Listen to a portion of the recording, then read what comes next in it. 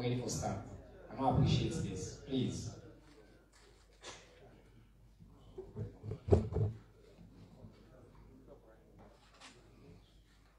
I'm for tell family now who's thank you for we don't join me. I just want to announce at the top, say we switch this special press briefing to English with a mixer. Because this is an issue we bother not just from Salone, but international, and we get international attention. So let me take this opportunity to welcome all our friends, our allies, our colleagues in the 4th Estate of the Republic of Sierra Leone. The government of Sierra Leone, through the Ministry of Information and Civic Education, has decided to convene this very special, on-the-record press briefing. This is an on-the-record press briefing to provide extensive details to the people of Sierra Leone and beyond who have an interest in the port and rail agreement that's been the subject of multiple speculations and news in Sierra Leone and in our international media. As usual, the ambition of His Excellency the President is for us to continue to provide the people with credible, factual, timely, accurate, responsive information as and when you need them. And this is why we thought it fits to bring the principles, the people with the facts, to answer any and all questions that you, the distinguished members of our 4th estates, may have, so that we do not continue to engage on an issue without the facts. I want to particularly thank all the senior editors and the owners of the respective media houses who have graced us today with your presence, especially at such remarkably short notice. My name is Cherno Abdoulaiba. I'm the Minister for Information and Civic Education for the government of Sierra Leone, and I have with me here members of the cabinet of the government of Sierra Leone. The first speaker I'm going to hand the microphone to is the country's Chief Law Enforcement Officer, Attorney General and Minister of Justice. Attorney General and Minister of Justice, Mr. Mohamed Lamine Touré, who's a distinguished legal professional, is going to talk first on the legal framework of the agreement. He's going to speak first on the legal framework and set the legal context and answer any legal questions afterwards that may be here pertaining this agreement and the context that we have. We will also turn to the distinguished Minister of Transport and Aviation, the retired Colonel Fande Touré, who will speak about the content of the agreement and the cabinet's conclusion, cabinet decision, and then obviously, I think I will say the star of our show, if you want to call it that, of this conference will be our Minister for Mines, the Honorable Julius Matai, who will provide very detailed context. And I'm aware he also has some images that you want to share and some things that you want to share. So, without further ado, our Attorney General and Minister of Justice.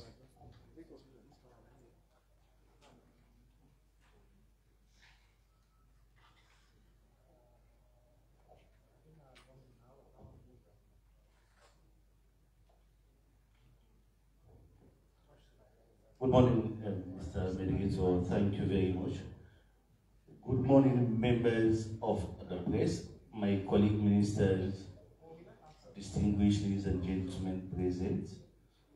And as the moderator rightly says, we are here on different categories.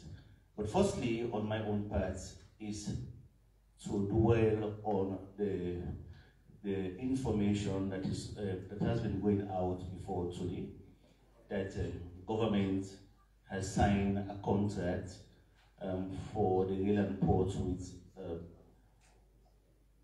Kino Rail and Port. That evidentially is true. That contract was concluded by the government of Sierra Leone and executed between the government of Sierra Leone and Kino Rail and Port. You know, just to allay, to deal with the concern and allay the fears of the public, particularly us Sierra Leoneans within and beyond. The rail and port, we all know, is around the northern part of the country, and it has been a very crucial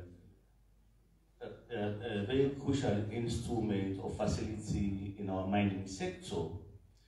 And for nobody can overemphasize that, the importance of the rail and port in our mining sector. For far too long before today's date, that particular facility has been managed by private entities, wherein government has little or no control, and the people of Sierra Leone were just benefiting menially from the rail and port. However, with the inception of President Bio's government in 2018, government decided to take control, to take charge, and play a major role by regulating the rail and port facility for the mining sector. In order to do that, we've decided as a government to up our game in that sector.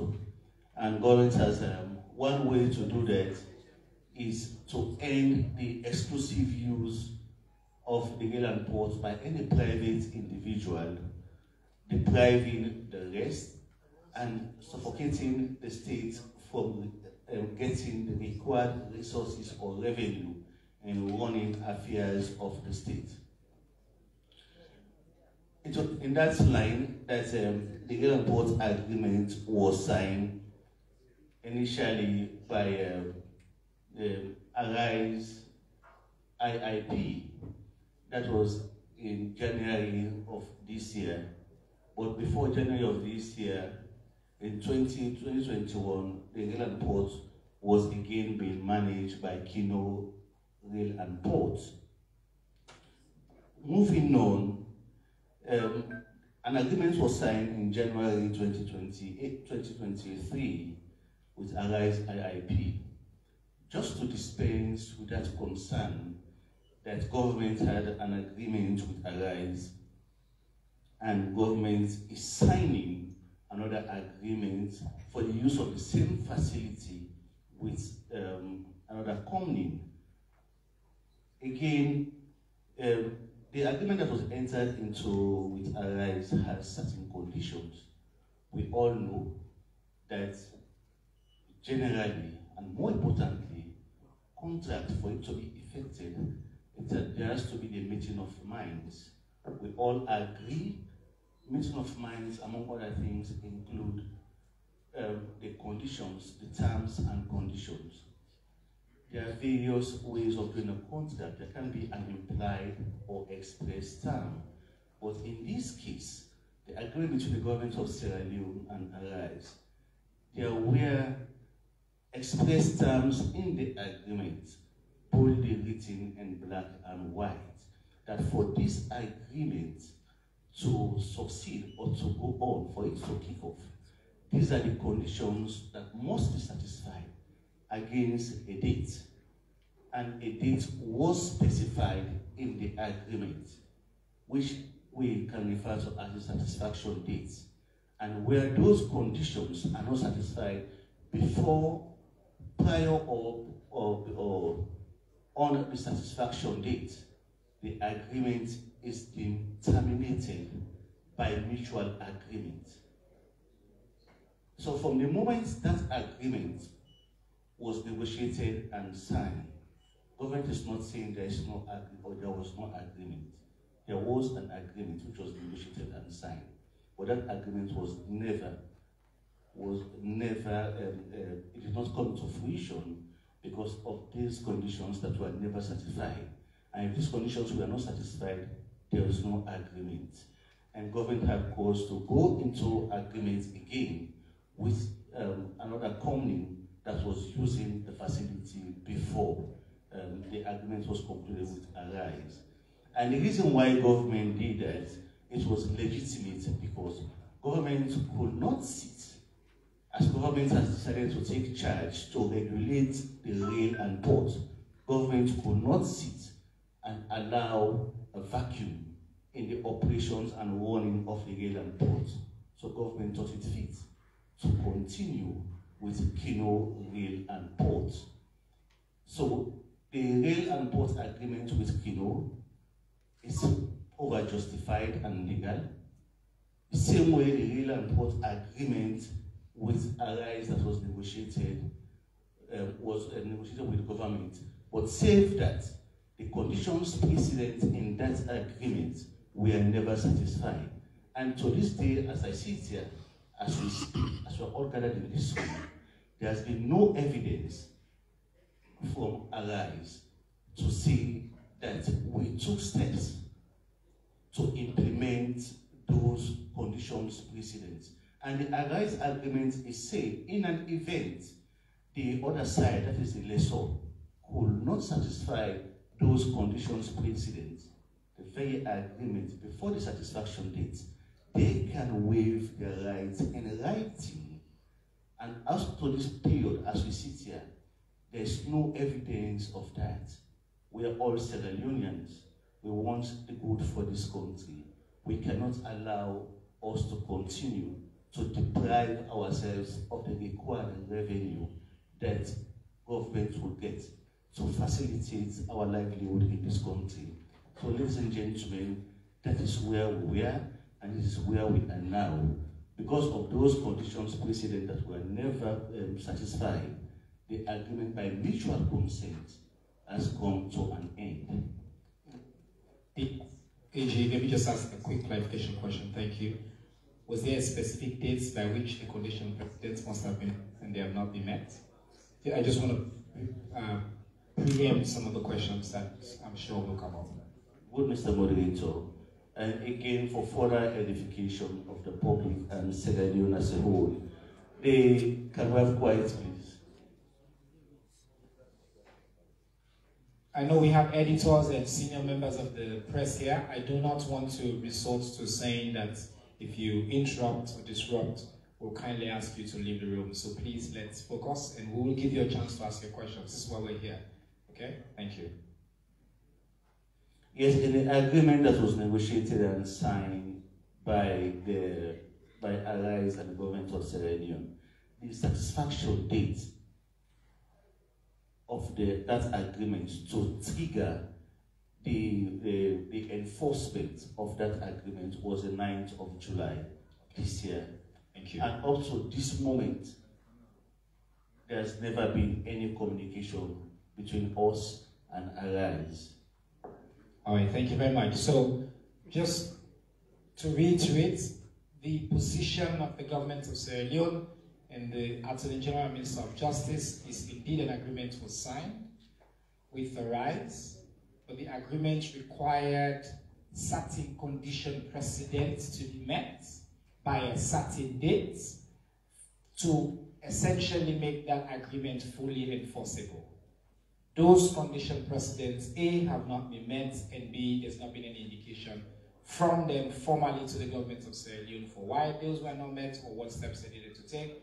And so the express provisions of the agreement said that if those conditions were not met by those dates, then the agreement will be terminated by mutual consent. So in effect, that agreement would arise. The AG's position, the position of the government of Sierra Leone, was effectively terminated, which gave the government of Sierra Leone the freedom to pursue a different option with a partner that had already use in a history with the facility in question. Honorable Minister of Transport and Aviation, this is your sector as well, and there's been a cabinet decision please provide for the public the overarching details, just the top line details. I know our colleague will go into more of the technical details of this agreement. Thank you. Thank you for giving me the floor. Ladies and gentlemen,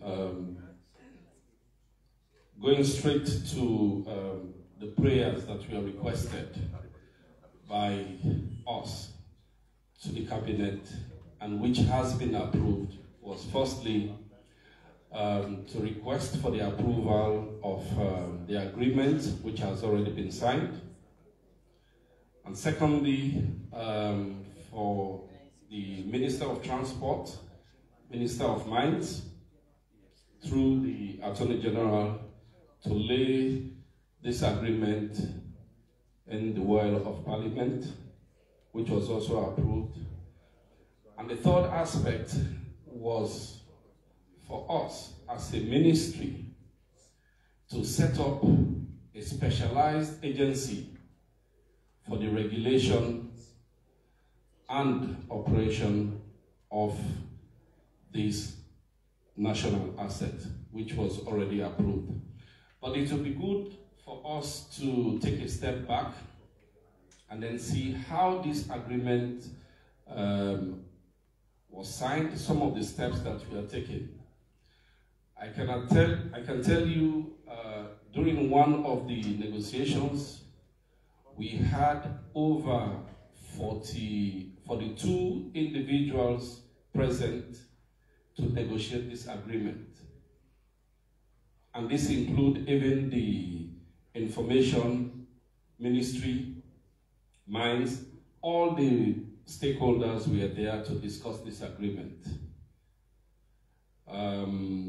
Finance as well. So we discussed it extensively, and I can assure you that this is one of the best agreements that this government has gone into since we came into power 2018. Transport and aviation. We have been tasked to set up this regulatory agency. But then before the government took that decision, we had the option of looking at the possibility of government running its asset, that is the rail and port, the railway. But then we didn't have the capability at that time or the capacity. So therefore we had to extend it to a third party, because this is $1 million project, and a decision was taken, so we went with that. And therefore we were able to, we are now setting up an agency which will look at the, which will do the regulatory aspect. And in addition to this agency,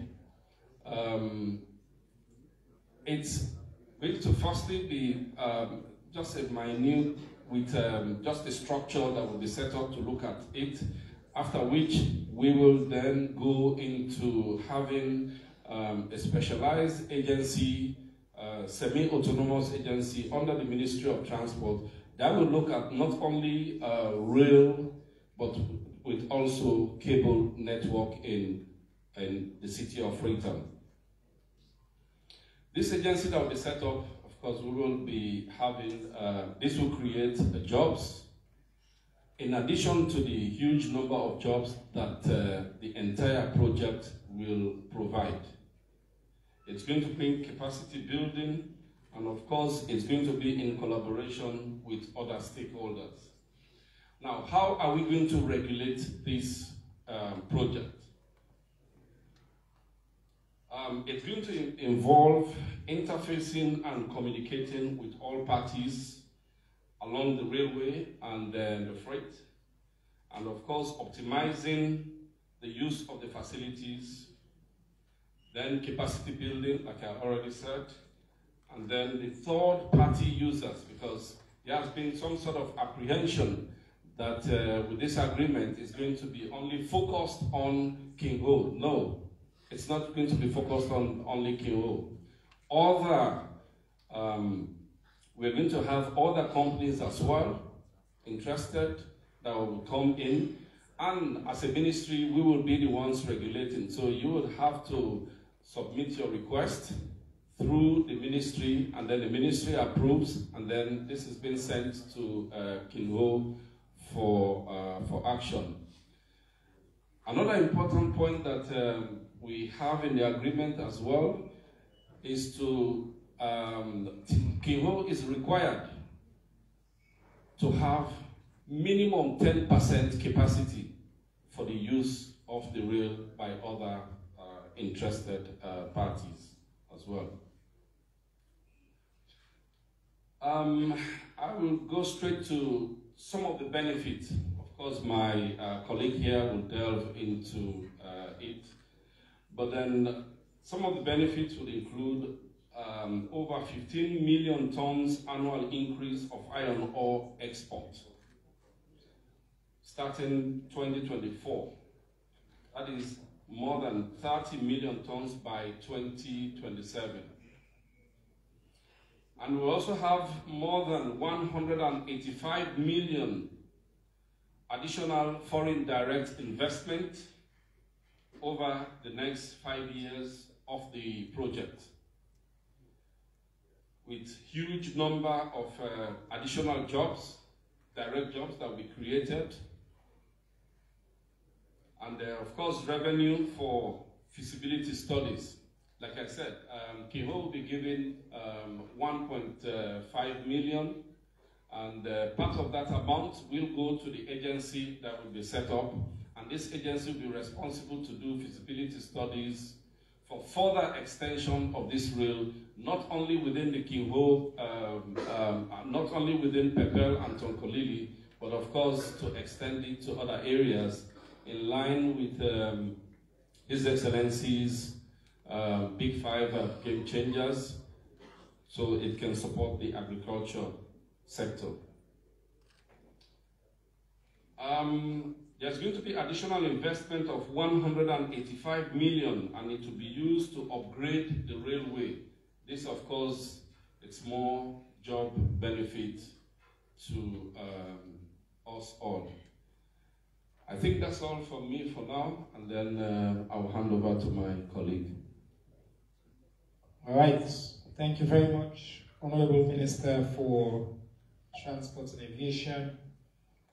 As you've had, Cabinet has approved the Railway and Port Lease Agreement between the Government of Sierra Leone, represented by the Minister of Transport and Aviation, Minister of Mines and Mineral Resources, and King Ho Railway and Ports Company Limited. Cabinet authorized the Minister of Transport in collaboration with the ministries and the AG's office to continue with the process to move forward with this agreement, and as the Minister has announced, to set up a specialized unit to develop and regulate all railways and cable transportation within Sierra Leone. He's already gone through all the details and benefits of this, but to get into the technical details, the context of this, I think very few Sierra Leoneans know the sector, the mining sector, and the details of these companies more than our distinguished Minister for Mines, the Honorable Julius Matai. It's all yours, sir.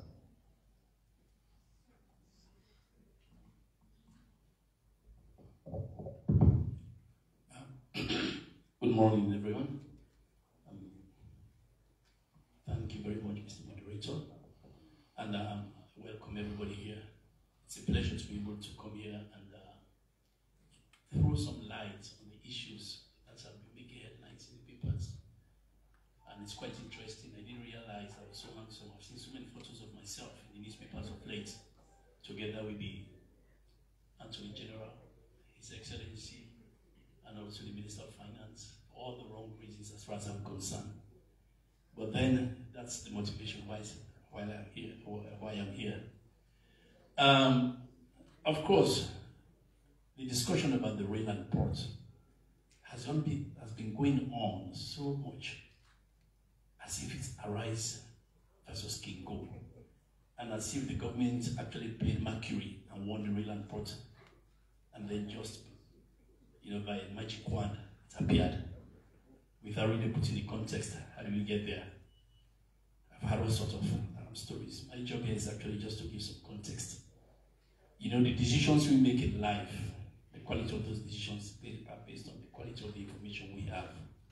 And sadly, when it comes to this Radison port and the mining sector, it seems most of us are not well informed. My job is to ensure that when you leave here, you know something that you didn't know before you came here. And my expectation will be that you will publish reports as it's presented and as you get it here. No amount of sugarcoating is going to change the fact. All right. The mining sector is extremely important to Sierra Leone. I hear people talk about, we're a naturally rich, resource-rich country, diamond, gold, bauxite, iron ore. To be given the responsibility as the Minister of Mines to provide custodianship of those resources is not an easy job. It seems everybody in Sierra Leone is a mining expert. But that's actually what gives me the motivation to go to work every day. And it's also important to know the message is as good as the messenger. The messenger sitting before you, before he gives his message, I want to just remind people, I was the Director General at the National Minerals Agency for nearly 4.5 years. That's the professional technical wing that's responsible for regulating the mining sector. Beyond that, I'm actually an expert in iron ore geology. Graduated 32 years ago, and that's my job. And when we keep talking about iron ore, this message is extremely important. And I'm doing this for the benefit of my brothers and sisters who are here, and for the benefit of the country. Luckily, I returned back home in 2011. That was at the height of the mining industry in Sweden, as far as I remember. Everybody was talking about African minerals, London mining. Specifically, again, just to roll back, iron ore mining started in this country in 1930, precisely 1926, anyway, that's where the exploration started. And we had Delco, those who are familiar with Delco's story, mining in Lonsa, right up to 1995. And that was the end of the iron ore industry in Sierra Leone.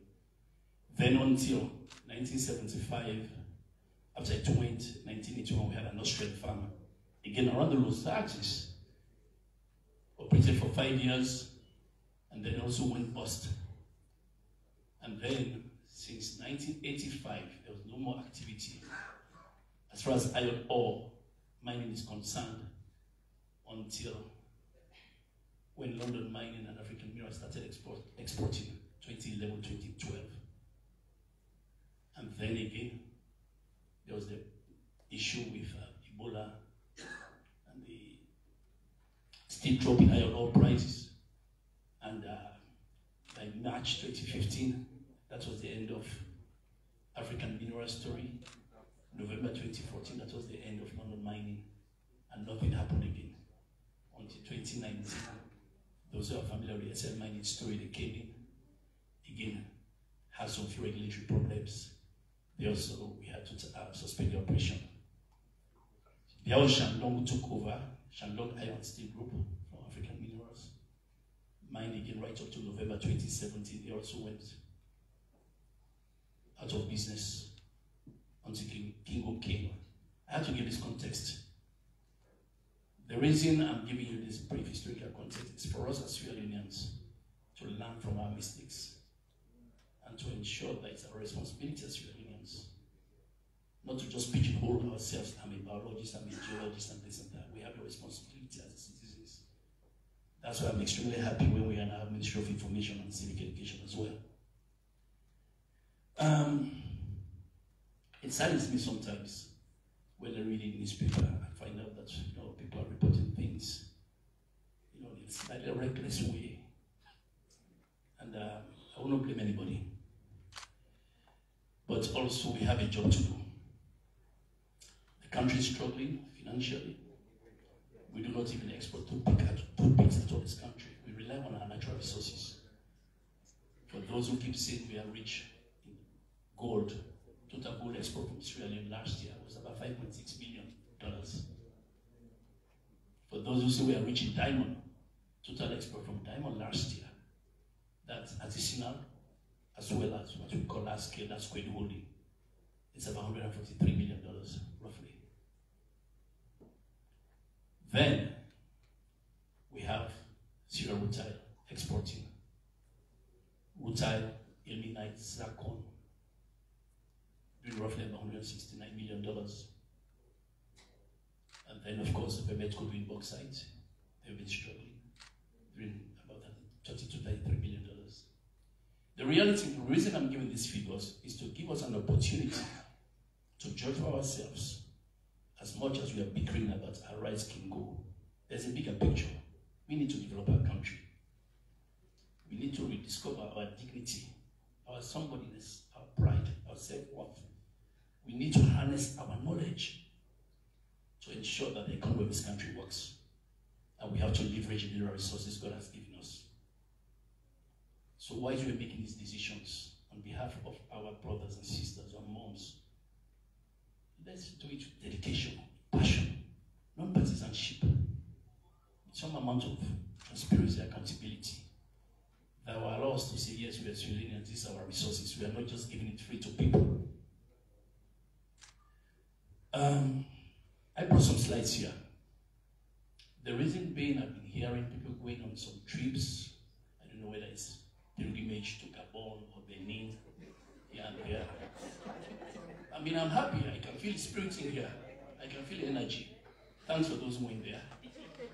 And I also went on a pilgrimage to ensure that the decisions I make on behalf of everybody here are well informed. Okay? And I will start with that. Then I'll provide more context.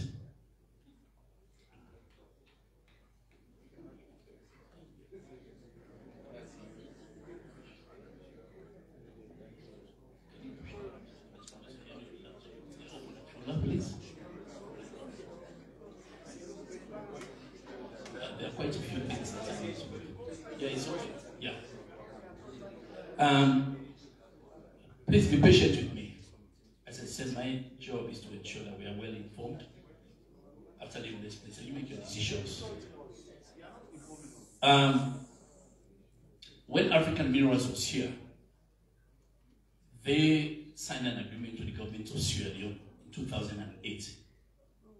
For those again who are not so familiar with the African Minerals stories, those who keep seeing us, maybe some people work there. African Minerals actually came to Sierra Leone with its head office in Bermuda, registered African Minerals in London, and then incorporated African Minerals Sierra Leone here. African Minerals Sierra Leone never really had a license for mining. Rather, it had 3 subsidiaries. It created African Minerals that was responsible for the Tonkolili Iron Ore Project. That's the one that had the iron ore deposit in Ferengaya and Tonkolili. And then there was African Minerals, which was African Minerals, the Rail and Port Services. And then there was African Minerals Energy. So let's distinguish the 2 things, the mine site and the related infrastructure, which is the rail and the port.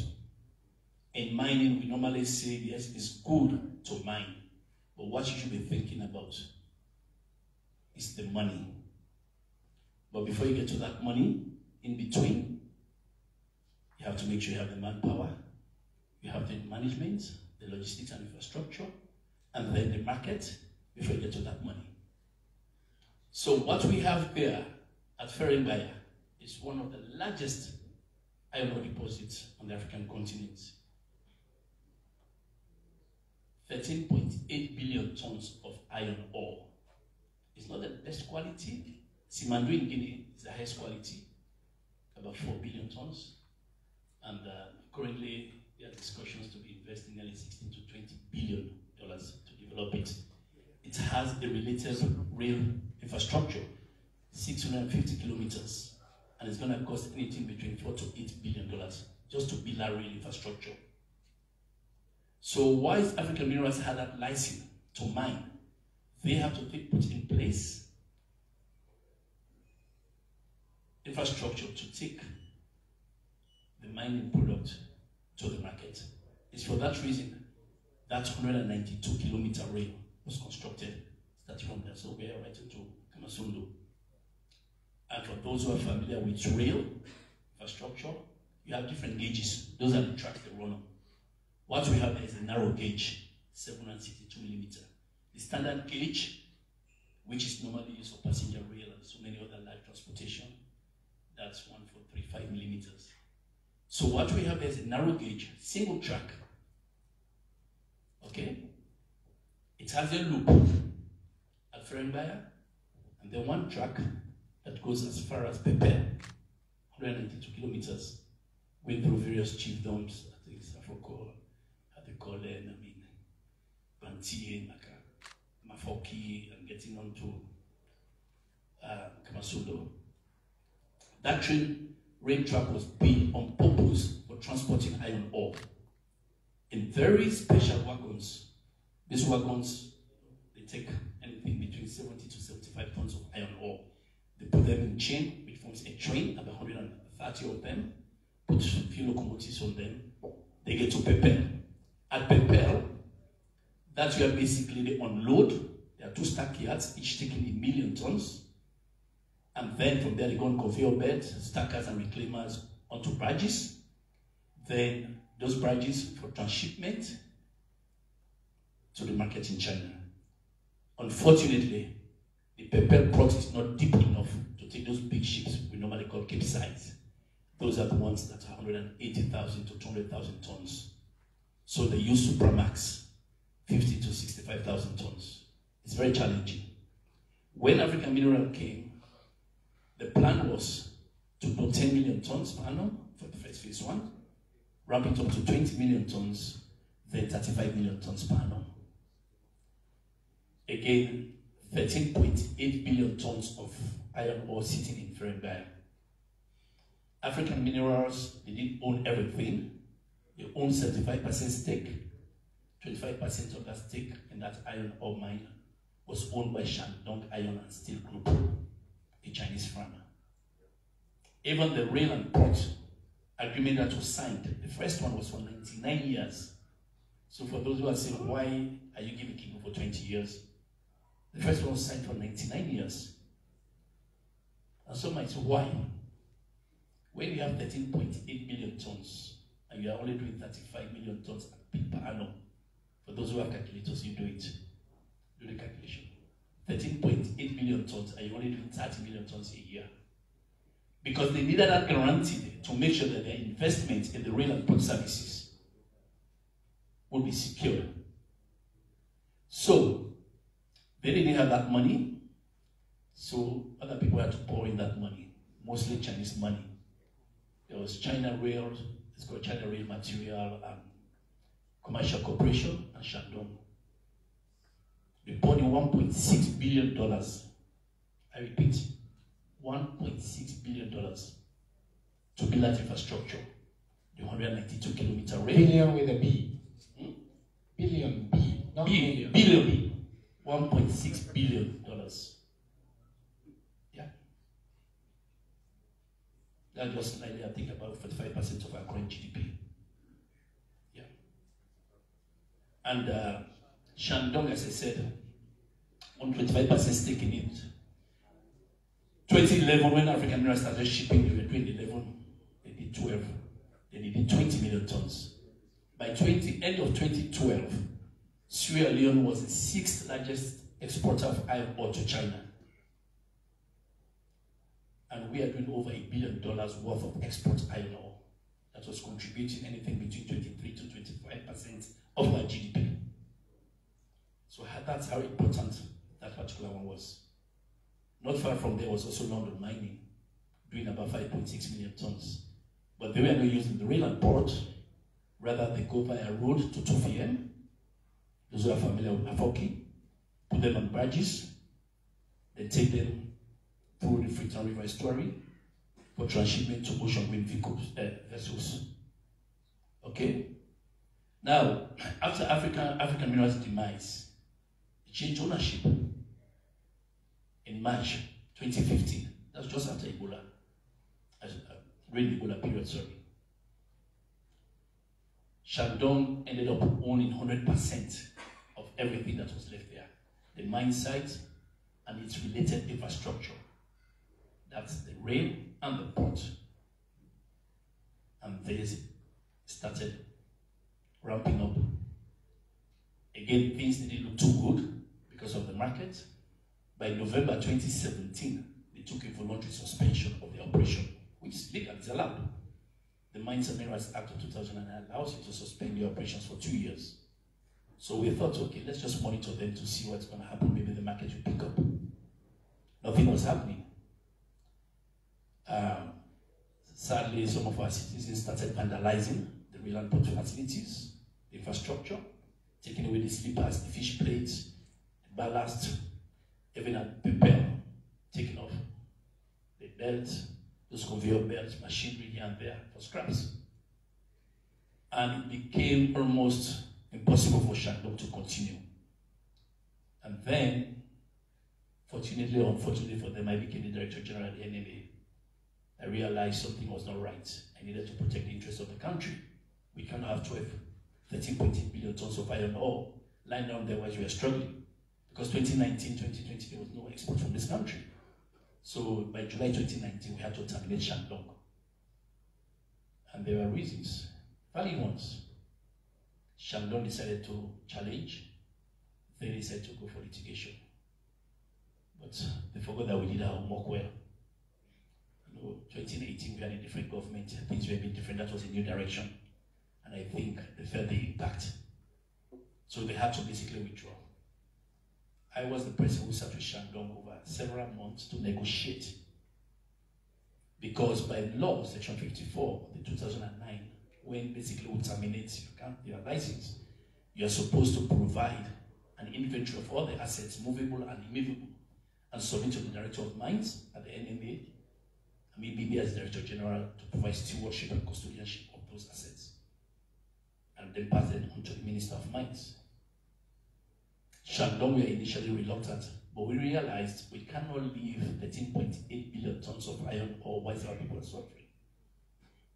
Several negotiations and engagement took place, and then we came to an agreement wherein the assets, where they've invested $1.6 billion from African Minerals to Shandong, they had to relinquish it to the government on condition that will do an independent valuation of the assets, both at Okolili Iron Ore Project at Freetown, the railway corridor, 192 kilometers with all its related infrastructure, and then Pepel as well. They did their preliminary assessment. According to them, it was worth anything around $600 to $650 million because of depreciation and tear and wear and the vandalism that took place extensively. After several engagements, Shandong decided to pass the assets on to government.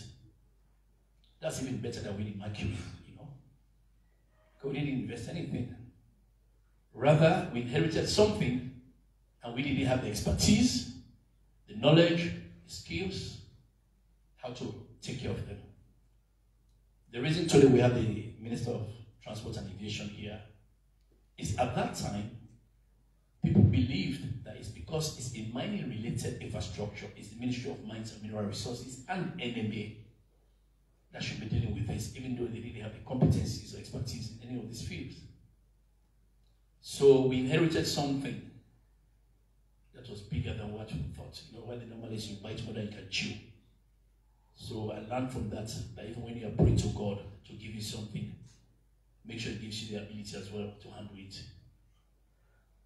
So we decided now, it's not only the rail and port that we are relinquishing the government of Sierra Leone, but even the mine sites as well. It also had mining-related infrastructure. And as the mining sector, the mining law gives us only control of our mandates over mining concessions, not mining-related assets. So we had a challenge. How do we regulate or deal with that? So we had our job cut out. So we decided we should now, the two licenses that were cancelled from Shandong, we should proactively ask any other investor to come in and invest, to take ownership of the mine site, not ownership, but at least to occupy, use, manage, maintain, and operate, because the things we are getting dilapidated. Just imagine from November 2017, and we are now talking about July 2019, nearly 30% of the infrastructure had been stolen or damaged. So that's how Kingo came into the picture. Kingo has been in this country for some time now. They've been here since 2010. Even had 3 concessions around Tongolili. For those who are familiar with my interview with Honorable Tawa in Parliament, when I was explaining to him the reasons why it didn't go into production is because when Shandong and African Minerals were using the rail and port, they never allowed Kingo or any other person to use it. For those who know from Timis, he was actually the CEO at AML. When AML went down in March 2015, he actually bought London Mining and then opened up the rail for the deposit that was at Lunsa. Here now we have Rampa Mines, worth $46 million. It was 1.5 million tons. Shipped it within 6 months, then closed and stopped everyone else from using the rail. So even when Kingo came in and expressed their interest, because they already have 3 concessions that are contiguous with the 2 councils operations we had from Shandong, we had to make sure that they were competent enough and that they provided us a proper mine plan. And we had to look at the financial model to make sure they were capable of taking over something as big as this. It's for that reason it was not just to sit here. They did several presentations at the NMA. And the first thing we did, Kingo is a group. It's a massive group in China, Kingo Energy Group. You can go and Google. So we needed to understand that it's not only their local incorporation here in Sierra Leone that was capable of doing what they are doing. We needed to hold appearances.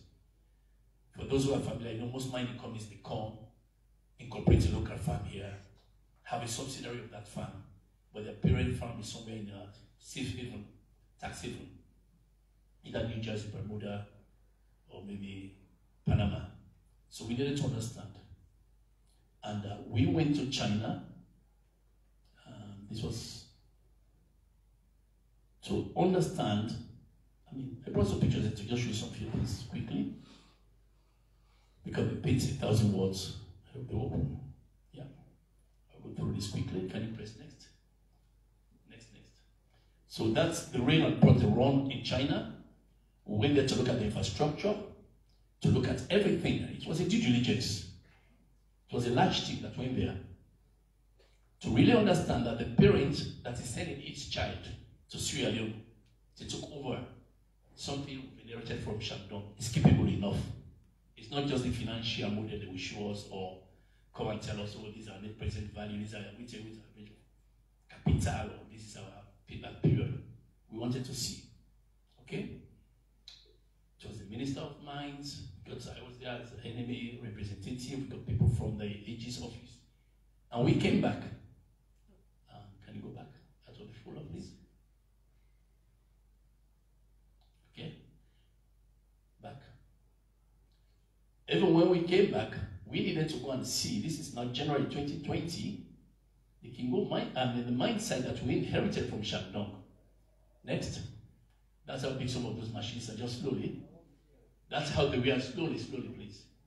For people to really understand, when we keep talking about assets, at least those who've never been to mine sites, some of these things are like 4 or 5 stories high. And there they were, we inherited it. They were getting rust. They were being vandalized. Can you go next? So we took the thing there from NMA. All of these things were like for 3 years. They were not just being scraps. Even to scrap them was going to be a challenge. The conveyor belts were cut off, damaged. Those are containers left for 3.5 years. And after coming from China, doing the due diligence of the parent, we wanted also to do the due diligence of the child. So we went there to take stock of what has been left and give it to us for free. And after that assessment, honestly, I was worried. Worried not for myself, but for Kingo. Asking, how are they going to rehabilitate this? Some of the pictures, some of them is not really doing justice, because if you get closer, you realize most of the things have gone, rusted here and there. So we thought, let's engage them and let them give us a plan in terms of how they're going to do this. So after going through the normal process, it was in January 2020, we gave them the license for the mining site in Tonkolili. And then we transferred those assets to them in September 2020. This was the period of COVID. Remember? China was locked down. I mean, we all know the experience of COVID. Then we transferred, after coming back, the rail and port assets after negotiations, and the same October 2020, whilst we are negotiating the details of the contract, because even before the contract was signed, because when people knew that Kingo was coming to take over the rail and port, in fact, people started vandalizing. It was like free for all. People found their El Dorado. People were just cutting away with it. So Kingo, we actually begged Kingo to take ownership as early as possible, not legally, but to occupy, to stop the vandalism. At that time, they told us it needed over $100 million to repair. So they took over in October. November 2020, they went to work. Brought in over 20 subcontractors from China. Can you go back and get the next folder?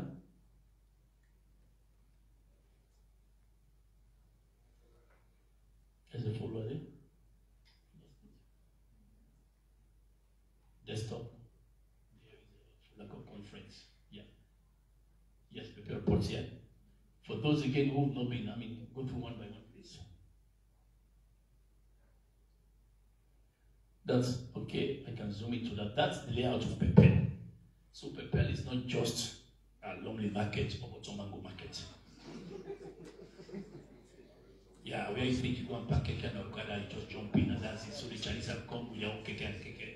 They're gonna just take away everything. How many people have actually been to Pepel Port? Put your hands up. And I'm sure what I'm saying resonates with you. Massive two-stack yards. Conveyor belts, all sorts of stuff. Again, I said it was dilapidated. Can you go through next? Please be patient with me. Today is Friday. I'm sure the Lord is waiting for us. Yeah, next please. So we have this for transshipment. All of these things were dilapidated. Go again, please. Even the locomotives, the trains, we are all stuck. Some of them had iron ore packed in them halfway since November 2017. And these are 2020. Okay? These are some of the things from China. Most of them were just being damaged further. Yeah? These wagons, you normally chain them together, like 107 to 120 of them. It takes 6 hours from the mine site to the Pepel port. It takes another 4 hours to unload, another 6 hours back, then another 4 hours to load. So for those who will be talking about running passenger rail on that track, except if you want to go on suicide mission, you're welcome. I don't know how it's going to happen. And I mean it. It's a narrow gauge. It's been done specifically for those wagons to take 70 to 75 tons. Yeah. That's basically, I had to stand there to see. That's why you call narrow gauge. Yeah, 762 millimeters. Standard is almost twice that. Okay? Next. Even all the scarred machineries, everything was actually abandoned. Next. Even the conveyors for transshipment or for loading barges, we are not working. Electricity was non-existent. Go further. That's us basically doing an inventory of the assets. Can you go further quickly, please? Yeah. Okay. Get out of the next folder. For those who have not been to Pepel, at least keep that memory with you. So next time you're talking about a passenger rail leaving people at Pepel, you know what they're going to meet.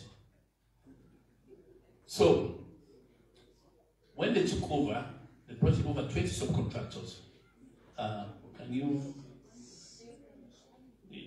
Yeah? Just hold on. No, don't worry, I'll rise it. I will rise when I get there. Yeah. Try that. Open that one, yeah. You know, they started the repair of the rail in November 2017, and then we signed a contract with them in January 2021 for 6 years, 2 years for them to use exclusively. Again, a lot of people have been asking why 2 years. They were concurrently repairing the rail and facilities and the port facilities, whilst they were also mining the DSO, that's direct shipping, or to be able to have some capital and invest in rehabilitation. The rehabilitation cost around $187 million. Can I repeat for you? Take note. Not euros, dollars. Yeah? 192 kilometers of rail. And several hectares, I can't remember, it's 10 point something hectares at Pepel. This is when they actually started shipping. Just imagine, started repairing the rail and port in November 2021. And by February 2022, they were actually not shipping. And we are now deriving revenue in terms of royalties. They brought in all this machinery. I mean, when I went, I was so proud to see our sierraleone women. All the drivers were women, locally trained. Each one of that tire cost $245,000. And they had to get over 30 of those. Okay, I'm not here to sing the praise of Kingo. I'm here to see the realities that exist in the mining sector. And I will come to Arise, I will come to Marampa to put everything in context. But that's where we started, because by this time, Arise still isn't in the picture. Okay? Then, Arise came to the picture when we had litigation with SL Mining overloads, sir. Not Arise as IIP or Arise Group, but one of the financiers of Arise, AFC, African Finance Corporation. They expressed interest in maybe funding the litigation, or maybe if we win the litigation, if they wanted a partnership with the government of Sierra Leone to run the deposit of the mine that was left by London Mining at Marampa. Then we started at the NMA looking at the mining sector in a more holistic way, thinking that we need to establish, special economic zones in Sierra Leone. Because do not forget, Sierra Leone also does bulk export of rutile, ilmenite, and zircon using NITI 1. Since 1967, is dedicated to them. Sironko 2 was there from the 60s. After the war, the metal came from 2008, and they have NITI 2 dedicated to them. Sironko has been doing between 1.8 to 2 million tons of bauxite. Rutile for anything between 120 and 160 million tons. Yeah. So, we thought also at Pepel, there's a possibility for other operators to use that. So this idea about multiple users, they didn't just get income from the sky or from a Mercury card. At the NMA, we sat down and looked at it. We did some research in terms of SEZs around Africa. And that's how we got to know about Gabon and Arise. So if you look at the Arise Gabon, the first folder, Arise Gabon, number 4. So I also went on pilgrimage and zooming. I didn't go alone. I went to a team of technical experts together with the Minister of Mines to really understand how the SEZ works. That's special economic zone. And then the associated port infrastructure in Owendo Mineral Port. Then we got to realize, that's the SEZ. Fantastic, brilliant one in Gabon. From 1 billion tons to 10 billion tons. Visited actually all the factories. We even went to the mine sites, not run by Arise, but that uses the infrastructure. That's Arise doing presentation to us. Can you just go forward? Yeah. Forward again. Yeah. There's a slide there I want to stop there. They did a presentation to us on mineral terminal. Again, for those who will be talking about Arise IIP, just a reminder, Arise is a group. There's Arise IIP, Integrated Industrial Platform. There's Arise IS, Infrastructure Services. There's Arise Port and Logistics. That's the one that has expertise in running mineral port. And that's owned 42% by AP Moller Capital. That's Maersk. I mean, you don't know Maersk, they have the expertise. And then 32% by Olam, who also have a share, Arise IIP. And the AFC that provides the finance 24%. Arise IIP that is here is owned only by the shareholders. AFC 50.5%, the Olam 49.5%. But once we are there, apart from the SEZ, every presentation on rail and port was this. The way the port. It's actually a narrow loop, 21 kilometers, maximum tonnage is 5.6 million per year, they built in 2018. So we came back to put all this in context. And it was not enough. We actually took His Excellency with us here on the second trip to go and see for himself. Okay? Can you go through this one quickly? The next one, no. So went on the second pilgrimage as well, but this time with His Excellency. Because by then we are very much convinced our rights capabilities are more in industrial zones. I will give it to them every day. So we saw all of this, went there, gave us presentations, or we came back. And we encouraged them to focus on SEZ. I'm not bluffing, but I was the one who did all those maps, did feasibility studies, to actually identify some of these areas. So they disappeared from the equation. Okay? Can you go back to the folders? I'll be wrapping up soon. Can you go to the folder that says maps? Maps. Yeah. Just open the first one. For those again who want to go on a suicide mission on that as a passenger, you see at the far right there, that's yeah.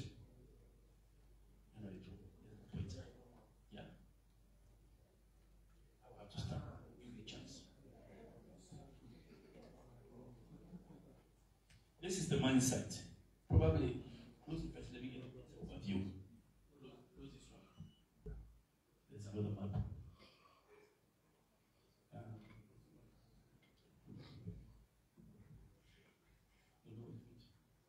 Yeah, open the Sierra Library one.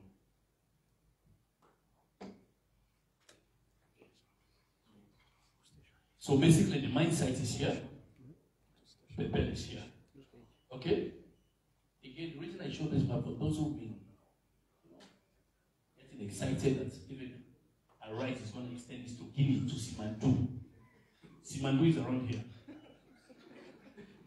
Simandu is around here. And Simandu already have Chinese and Singaporeans who are already between $4 to $6 billion to build a 650 kilometer rail. I wonder where they'll be interested in this. So for those who are still dreaming, I'm going to wake you up and continue. There are some discussions when I have passenger rates coming to you to Nigeria. Okay? Can you just zoom out? That's 192 kilometers. Okay, hold it there. Yeah. Yeah. This is Pepel. Yeah, that's Pepel. You know, when the oil starts from there, it goes through all this. It's mostly rugged terrain, hills and bends here and there. Less populated, so I don't know where the passengers are going to come from. Again, just to put things in context, in Liberia, they have similar situation. I don't know the project in Nimba is run by Metal Tirol. Liberia government took ownership of it in 2007. And they also have the same problem. When you are poor, you don't have too much options. They have to let Tirol Metal run it. The earth is about 243 kilometers, spent over $800 million. And they are lucky, it's a standard gauge. But even at that, it's only one mining company running it. Why is there been discussions to allow the other Guinean companies around Nimba to use it? The discussions are ongoing to make sure they work out the modalities. But that's not going to happen until 2026. Okay? What we have here again, one important thing for those who have seen, multiple users should be using the rail. It's true. But you have to put some money in it. As much as Marampa is around here. Yeah? It's also using iron ore. I don't know for those who've been to Marampa, the iron ore is completely different from what is in Ferengaya. One is black and shiny, the other one is brownish, reddish. They're both of them iron ore. You get iron ore from them, but their geological origin is different. And they are pointing to each other. You cannot mix them at all. So if you have 110 to 113 wagons, and it takes you 6 hours to move from the mine site to Pepel, then another 4 hours to unload, then another 6 hours to go back.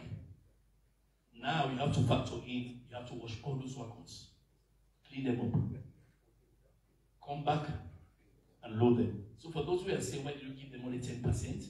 Yes, there's a discussion that when African Minerals was there, the capacity is 20 million tons per annum. That was then. If you go to Pepel, there are 2 stackyards, only one is working. 2 dumpers, only one is working since 2017, and nobody's willing to pour money in it. So the capacity is actually about 10.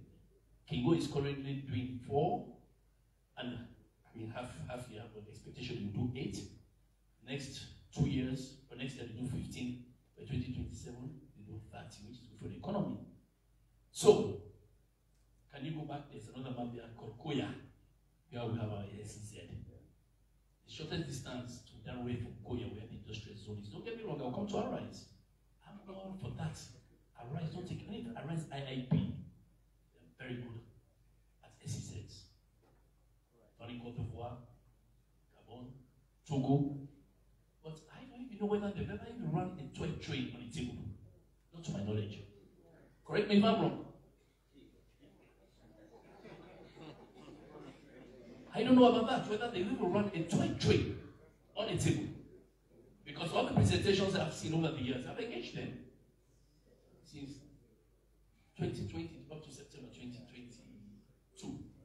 And again, for those who will be surprised, in September last year, I have not spoken to anybody from Arise, even when I was the Director General at NMA. I've never seen a presentation from them. As the Minister of Mines, they want to run a rail that is related to to the mine, that basically exports one of our best commodities and one of the biggest contributors to our economy. Why would you want to leave that and then give it to somebody? As far as I know, I'm not talking about Arise Port and Logistics, but Arise IIP. Again, I repeat that as far as I know, has not even run a toy train on the table. Okay? Koya, the industrial zone, is around here. The rail is right up there, not even on the map. I did a quick calculation. The shortest distance is to Pepel, where you have to go through that creek, and nobody will bother. But any other way is between 42 kilometers to up to 198. So for me, I have to make decisions on behalf of the country, and have to advise my colleagues based on what I know. As I speak, I have here the mine plan, presentations, plan to go and Arise. Arise one was the business case is 10 pages. Spent 8 pages talking about Arise Port and Logistics. I have a page Arise IIP. Correct me if I'm wrong. If you are supposed to evaluate 2 companies, one that is running rail, spent $187 million, rehabilitated it, brought contractors running it. The iron ore already, when the Minister of Finance read the supplementary budget in Parliament for the first 4 months, total export from this country was about $420 million. $369 million of that was from the mining sector. 87%. Then $262 million of that is from iron ore, 65%. You want to jeopardize that? I don't think so. If it's wrong to make a decision and recommend the best operator to the government, if it's wrong, I want to be right. Mr. Minister, yeah, I'm going to ask you to wrap up now. Pause so that we can allow the the members before they say to ask questions. I think that's as detailed a briefing Please, sir, on this matter you're going to get. 2 minutes because they will say I didn't show anything about rights. Can you just all right, I'll give you 2 minutes to answer. Okay. Go to the rights folder. Which one of them? Go to Arrive Docs. Docs. This one. Arrive Docs. Okay. I'm not going to go into the lease agreement. Read it for yourself. The lawyers are here. This is the business plan I got. Okay? I'm a technical person. I was the Director General of the National Minerals Agency. Can you just go through this quickly? So that when you ask questions, it's not only. This is the business plan. Okay?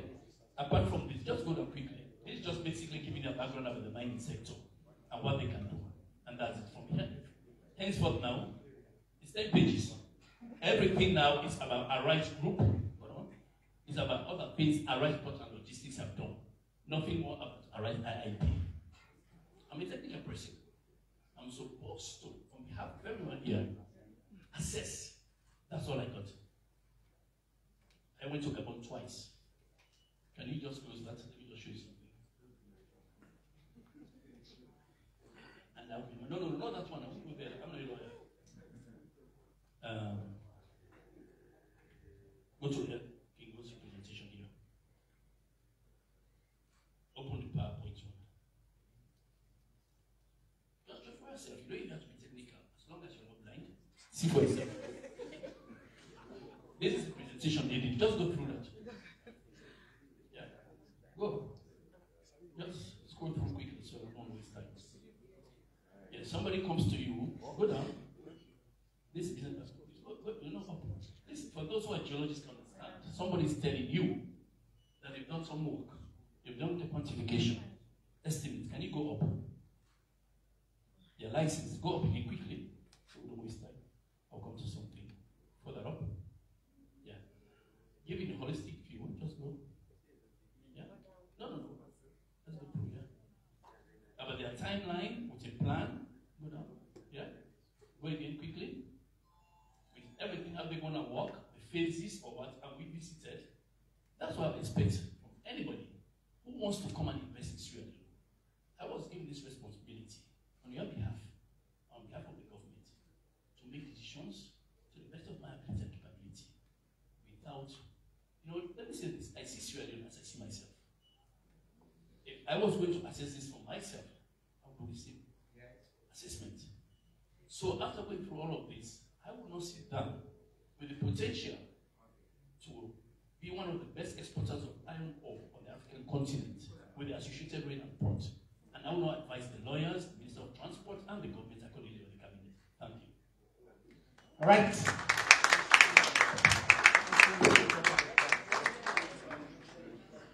I think when I started, I said I don't think anybody knows as much about this sector than the Honorable Minister. I have to say, as his colleague, even in cabinet, when he talks about these issues, he leaves us all mesmerized. Just the depth of knowledge that he has. I mean, you can disagree, but I think it's admirable that he's been speaking about dates and figures without looking at notes. He knows his stuff. And now, I hand him over to you for your questions. As you know, I'm going to start with the ladies, and I think I'll call her the deaness of the press corps, Madam Asma James. Can one of my colleagues help me with the microphones, please? Thank you.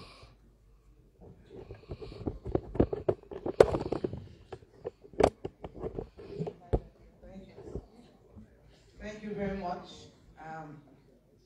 It's a pleasure to be here to see for the very first time, I think, in like 20 years of journalism, to see a table full of government ministers to explain a decision taken in cabinets. And as you started, the Minister of Mines, you said you wanted to explain so we can get the correct information and not misunderstand government's decision. But I will start with the Minister of Attorney General and Minister of Justice. So So you said there were express terms of agreements, there were things to be done by Arise before a certain date. And Arise could not meet to those terms or did not do some of these things. So I would like to know what Arise failed to do that got their contract terminated. And to the Minister of Mines, you've explained, you've spoken about the trips you did, just like some of us did when we were asked to. And I believe there were due diligence done in both companies or companies that want to invest in Sierra Leone. And after all those due diligence, government decided to sign the contracts with Arise. And you were there at the NMA, at the technical man at NMA, and there was also the Ministry of Mines. So I would like to also know, where were you when the contracts were signed, with all the knowledge you have in the mining sector? And the last one is, are you worried, will be for both you and the Attorney General, of any legal action that in the event Arise decided to take action with regards to this, as we saw in the SL mining case, where we made to understand that it was a big problem for government, and we told the defendants, the Attorney General then misled the government of Sierra Leone in the SL mining case. We don't want to see another repeat of the SL mining case. Thank you very much. All right, thank you very much. I hope you understand that for the purpose of today, I've suspended the rules that I normally have, because I will not allow typically 3 questions by one individual. So I'm going to ask you as well to please keep your questions short and avoid the prefaces. Let's say Madam James has given the preface on all of your behalf. Okay? Now I will take a few more questions. Where's the microphone? Okay, you're next to Mr. Kofana. Let's give him the mic. Thank you, Mr. Minister. Yeah, it's a bit constricting to not ask more than one in this. No, I said I've suspended the rules. Oh, okay, I'm just asking you to avoid the prefaces. Absolutely. Okay.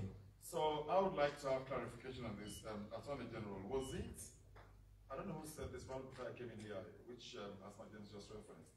My understanding was that King Ho had an agreement with the government of Sierra Leone lasting up to 2027 for the rail and ports, which was terminated sometime last year, and that revocation was revoked, and they were giving back the contract sometime around June of this year to continue on to 2027. So I need that clarification, and my question thereon is, if that contract continues up to 2027, why are you giving them a new contract for the same port and rail, a contract they already have for up to 2027? Secondly, when I was at Newton, when the president went there for the commissioning, he did talk about rail and port. I stand to be corrected, but my memory is that he even jokingly spoke about how trains will be taking people in Koya and all those areas. And now the mines minister is telling us that it was only Arise IIP for the special economic zone and nothing to do with the rail and ports. And finally, are you concerned? Sorry, Mr. Kofana, was there a question in there, the second one? Yeah, just a clarification as well I need, because my recollection is that the president spoke about rail and ports when he was at Mr. Kofana, as Minister of Information, even I know that what the president says in passing in the speech is not equal to an agreement pertaining to a specific, especially a technical issue. But no, it's not. I'm asking for, gentlemen and ladies, I want us to continue the spirit that we have started. You will get your chance. But Mr. Foreman, I think you and I will agree. I'm just asking you for fair questions. Sure. You can't. Well, I'm Go on, asking, go but on. also Okay. I'm seeking clarification. Good. So, Clear. so you are not misquoted, Okay. or you are not favorably quoted unfairly or unfavorably. Also, but just to be clear too, Yes. you cannot recall the context in which you mentioned rail and ports. Well, the president was there to commission projects for either Arise, well, for Arise IIP. He spoke about It was a special specific SEZ project, right? Exactly. Correct. And then during that commissioning, when he was making his speech, he spoke about rail and ports and how Korea and other areas would benefit. Okay, good. No problem. We'll clarify. Thank you. And then, I would like to know, there was this recommendation, I think by the World Bank or some other development partner, that the best practice for the rail and ports would be for an independent operator. An operator that is not a mining company, that will be fair in making available the railway or all its facilities to all the mining companies, because the Minister of Mines has just explained here that there was a unilateral use of the facility when Shandong had the contract to operate it. So that London Mining Company had to have the service of donors and other haulage facilities to take their ore. Do you disagree with that recommendation? Right. That an independent operator be given the rail and port to operate? Thank you. Thank you so much. I'm going to do one last one, and I'll come to the front here. For now, you all will have a chance. This is why we're here. So just breathe, okay? I'm coming back to you. Let's give it to Dixon.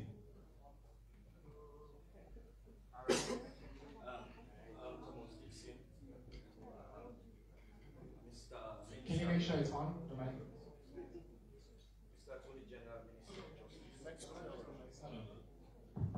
Thank you. Minister of Justice, you said that there are certain conditions which arise do not meet, or certain terms of the contract, express terms. Can you give us these express terms? Can you state these express terms so that we can know that these are the terms that we are not met? And Minister of Mines, Mr. Dixon, I'm going to allow a repeat of a question here only once. That question has expressly asked, and we're waiting to answer it. So the fact that you're asking it is taking time. No. Asma's first question is what were they? CBs. So don't do that again. Go on. Sorry. All right. Mr. Minister of Mines, it's interesting that you refer to those who went, journalists who went to Pepel on pilgrimage. And you and the President also went on pilgrimage. And also, interestingly, you also move on to pilgrimage to China, to Leone. I want to know the cost of who actually fueled those pilgrimages.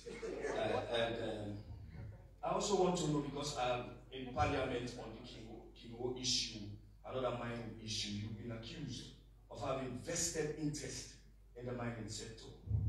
And you referred to the press recently as reckless. It is said that you have a consultancy company called Intergems.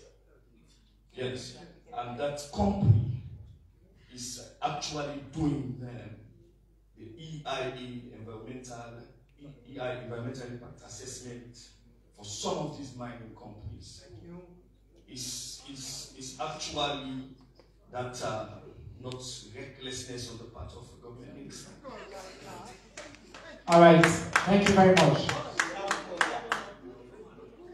my friend. All right. So we're going to answer the questions, okay? You've asked the questions. I'm going to give a chance to the gentleman on the podium. I'm just going to repeat them so that we know what the questions were as I noted them down. The CBs, conditions precedents, AG, what were they? Madam James also asked about if indeed the points that the Minister of Mines just made here are as they are, was there not due diligence done that necessitated the signing of that agreement before we arise, including at the time when the Minister of Mines was in an influential position. Are you not worried about lawsuits? And then the questions about King Ho's contract, the fact that the suggestion that he had been terminated, and whether this is a new agreement or re-termination and all that. So, clarification, I think I've had that question before. Mr. Fofana wants to clarify about the president speaking about him, not particularly. I'm struggling to, but I'm sure you might have some context, that he said the president did mention real and port somewhere in his speech at an SEZ launch, and that, that requires a clarification. A clear question about, and I've also seen this reference in the press, there's some recommendation apparently by international bodies that it is important or that an independent operator should run the transporting sector between the mines and the export destinations, and whether we disagree with that recommendation. And then there are questions about the cost of these business trips to the sites that we're talking about and who covered those costs. And then for yourself, Honorable Minister of Mines, there's a particular question that I've also seen in the news about, I know, of course, you run a consultancy company called Intergens, and the idea that it does continue to do business with the mining sectors. And my friend here used particularly colorful language to ask about that I will not repeat. But what you want to say about the potential seeming conflict of interest. Let's start with you, DLG. Thank you, Mr. Moderator. For the first question from Madam James regarding the CPs, before I answer the question, let me just correct it. That I did not say that there are conditions which can arise should fulfill. I says in the contract there are conditions that must be fulfilled, and in those conditions there has never been any indication from us. So this day, as I sit here, to say we have not fulfilled those conditions. If you have opportunity to look at the Arises agreement that was signed with the government of Sierra Leone, you see, I think 103 of that in that agreement speaks to certain conditions that the government should take to ensure the effectuality of the agreement, and proceeded to another section to say if those conditions are not met, Arise, they have the option. They can either waive in writing, write to the government to waive those conditions and express and continue the contract, or they don't. So the thing is, if you wrote to government, it means you are putting out there to say, forget about those conditions, let's continue with the contract. If you fail to write, you still intend to continue with the contract. And those conditions, they are term. They are an express fundamental term. If those terms are not met, the terms of the agreement, if they are not met, then it says both parties, the agreement terminates by mutual consent of those of the two parties. And the satisfaction date is the 9th of July. So up to the 9th of July to date, we as lawyers of government have not received or did not get any information from our clients, the line ministry, which is the Ministry of Mines, to say this is what they want to do. I'll give you a perspective. The SIZ that is going on in Songo, there are condition precedents again for government to satisfy, to ensure that they continue with that agreement. I will tell you for several times I've been a party. I've been notified in writing, called to several meetings by Arise, asking government to take steps because they want to continue. For several times, I've been in a meeting with finance, lands, trade, and Arise. All the times they're asking questions. We want this to their timelines, their dates, their cutoff. But unlike the SEZ in Songo, for the rail and port, we've never received any notice from the clients to say they want to do A, B, C. And specifically, by word of mouth. It is in the contract to say, yes, if it did not happen, the contract is still terminated. And that is what operates. Again, I think with the situations of Mr. Fofana about the contract of Kino up to July 2027, I will urge you again, if you have not seen, but please try to see that contract of January 8, 2021. It gives an initial period of 6 years. In that contract, there's a contract within the contract. You know, it's difficult to read a legal document and to understand a legal drafting. In that contract, there's a contract within the contract that gives exclusive rights to the user of January 2021. 2 years exclusive rights. Neither you nor anybody else should interfere or get access to it. And the term was for initial